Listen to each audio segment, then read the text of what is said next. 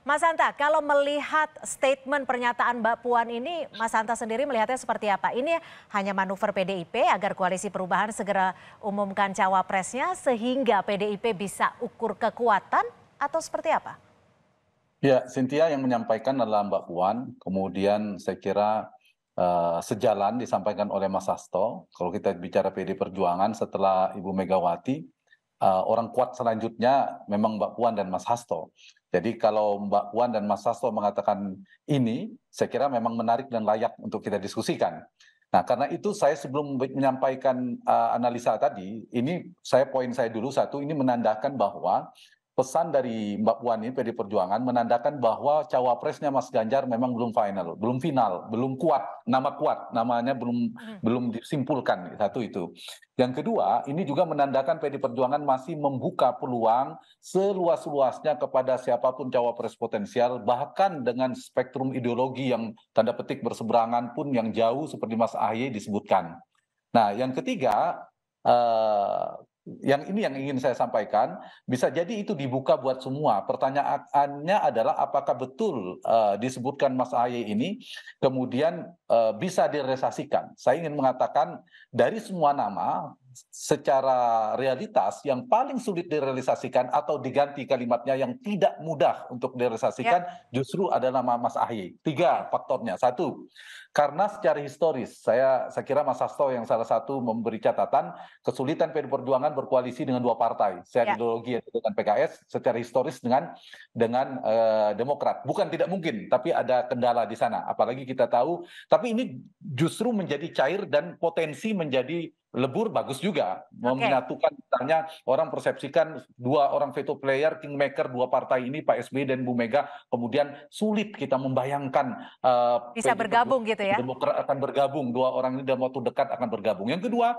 dari posisi koalisinya juga diametral, satu mengusung perubahan dengan tegas, yang satu ada keberlanjutan. PD Perjuangan simbolnya Pak Jokowi utama kan, keberlanjutan. Nah, kalau ini digabungkan agak sulit dalam bayangan saya, agak sulit sampai saat ini. Tapi kalau itu terjadi luar biasa dan akan cair peta koalisinya. Dan ketiga adalah dari spektrum pemilihnya juga ini kan berseberangan. Nah, kalau menggabungkan, ini juga kalau kita lihat dari perspektif positifnya, ini menjadi cair semuanya. Tapi saya ingin mengatakan dari tiga faktor tadi, figur utamanya, dua partainya, posisi koalisinya, koalisi pemilihnya, seperti sulit menyatukan seperti air dan minyak. Tapi bukan tidak mungkin, saya ingin mengatakan itu. Nah, pertanyaannya adalah yang menarik saya kira yang dilakukan oleh Mbak Puan dan Mas Hasto ini menarik. Ini kayak lempeng-lempeng politik. Kalau ada satu getaran, ada pergerakan itu akan mempengaruhi yang lainnya. Saya ingin melihat dari sisi Demokratnya sedikit.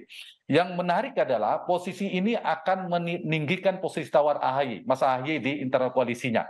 Kenapa? Kalau daya tawarnya naik, maka daya tekannya ingin menjadi cawapres Anies Baswedan akan semakin kuat. Jadi kalau akan ada deklarasi, maka Demokrat dan Mas Ahy harus berterima kasih segera kepada Mbak Puan dan Mas Hasto yang mendorongnya, paling tidak itu. Yang kedua adalah, saya kira ini sedikit banyak saya menggunakan istilah Cynthia tadi, kalau menggoda ini akan mengganggu soliditas di internal koalisi perubahan. Sengaja atau tidak sengaja, sadar atau tidak sadar dari sisi Mas Hasto dan Mbak Puan, ya pasti terganggu lah. Tapi paling tidak ini saya kira akan memberikan semacam posisi Mas Ahy menguat dan dua kemungkinan, semakin tidak solid atau karena kebutuhan menjaga soliditas bisa jadi deklarasi Anies Ahy dipercepat itu mendorong ini. Dan kalau ini yang terjadi, ya mungkin Mas Hasto juga sudah siap-siap membidik cawapres yang serius sesungguhnya. Jadi saya nggak tahu ini Mas Hasto memang sedang Mbak Puan dan PD Perjuangan memang bolanya Mas Ahy.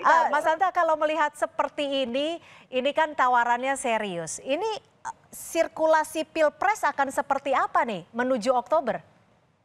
Ya, dari statement Mbak Puan tadi kan kelihatan ya, setelah menyebutkan nama orang-orang dalam pemerintahan, Menteri Pak Jokowi, Pak Mahfud, Pak Erick Thohir, Pak Sandiaga Uno, Mas AHY. AHY-nya itu disebut Mbak Puan, bukan merespon pertanyaan media kalau nggak salah saya nangkap. Misalnya, apakah Mas AHY masuk? Bukan itu, tapi memang sengaja menyebutkan itu. Artinya ini saya kira menarik ya, seperti saya katakan tadi, saya mengulang sedikit bahwa ini memperkuat posisi tawar AHY. Ternyata di seberang pun, tanda petik lawan kompetitor pun, itu menjadikan AHY ini posisi yang cukup kuat sebagai cawapres potensial. Nah, kenapa di dalam misalnya Anies tidak mempertimbangkan? Harusnya itu posisi tawar satu. Yang kedua, ini akan punya efek dampak pada soliditas koalisi kalau Ya. ini direspon serius oleh Demokrat. Yang ketiga, kalau itu terjadi, maka efek ketiganya Anies Baswedan, Mas Anies ini bisa juga terganggu, bahkan lebih dalamnya terancam untuk Terancam. bisa running di 2024. Iya, urutannya itu tadi direspon, apalagi tadi Mas Hasto bilang ada pertemuan Mas Ahaye dan Mbak Puan serius, tinggal respon Demokrat juga serius apa enggak begitu. Ini Oke. juga kalau peta politik betul akan berubah. Kalau ini Ya. kejadian, misal saja ya, meskipun saya tadi mengatakan probabilitasnya kecil. Saya belum melihat ada tanda-tanda atau hilal politiknya. Demokrat dan PD Perjuangan akan bersatu belum ada kalau dari sisi saya. Tapi bukan tidak mungkin. Jadi kalau ini kejadian ya semua akan terkaget-kaget.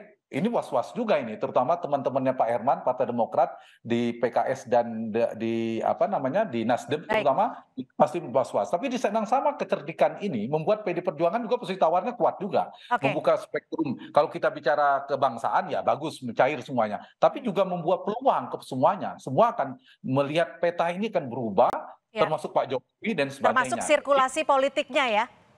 Iya, termasuk Oke. situasi politik, komposisi, konfigurasi koalisi bisa jadi akan berubah. Bahkan ini merubah pola. Kenapa saya bilang probabilitasnya kecil? Kan biasanya PD Perjuangan, Oke. Mas Hasto ya, selalu memperhatikan kombinasi. Misalnya nasionalis religius, politisi teknokrat, Jawa luar Jawa, seterusnya. Dan PD Perjuangan soal kandidasi sudah selesai. Dia punya golden ticket, tanpa koalisi bisa. Yang diperhatikan dua, soal winning the election, memenangkan pasangan ini, dan governability, Baik. menyukseskan pemerintahan, komposisi ini pemerintahan yang efektif.